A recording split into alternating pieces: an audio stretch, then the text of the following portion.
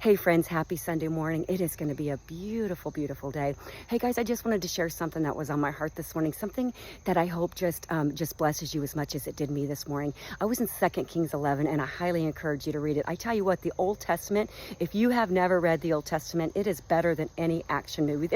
You can't make that stuff up in the Old Testament. And this morning, I tell you, in 2 Kings 11, we have the story of Athaliah and Jehoshaphat. Now, Athaliah was the most wicked queen to ever rule. She was so wicked, in fact, that in order to make sure that she ruled, that she tried to wipe out the whole line of David, all of them, even her grandchildren. That's how wicked she was. But there was a brave girl, her name was Jehoshaphat, and she was married to Jehoiada, one of the high priests, and it says that she took one of the princes, Joash, and she took him and she hid him in one of the rooms in the temple. This took a lot of courage because she could have been killed for this, but she was willing to do what was right. And I love this, guys, because there's a lot of things in our world that can cause us to fear and back down from doing what's right.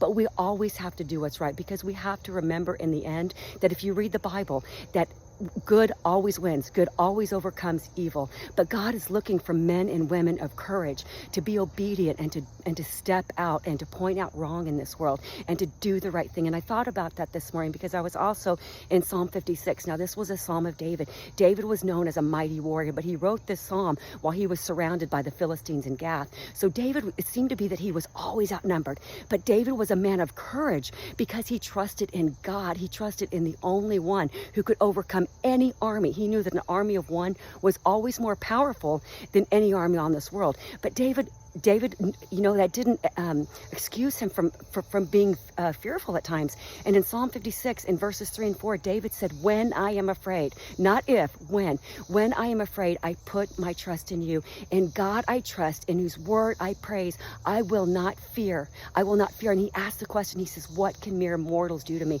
Or what can flesh do to me? What can man do to me? And we know that at the end of the day, that they can't do anything to him. In Matthew 10:28, Jesus was very clear, and I'm going to paraphrase, but he said, don't fear man who can destroy your body, but not your soul. Fear the one who can destroy both body and soul in hell, which means that we must ultimately fear God. And I tell you what, guys, at the end of the day, if we have courage and commitment, like this young girl, Jehoshaphat, we would have just the privilege of serving God. Do you just love that or what? And you look back in the Old Testament at other women who had courage, Deborah and Rahab and Esther, and they are written down in the Bible. Their names are written down in the Bible because they all had courage and they were all committed to serving God. So I don't know about you today, but that really set me on fire. And I pray that one day that I will hear those words, well done, good and faithful servant, by not giving into fear, by standing up in faith, and by doing the right thing. Guys, I really, really hope that blesses you. I'm going to finish up my run, get off to church. It's going to be a great day.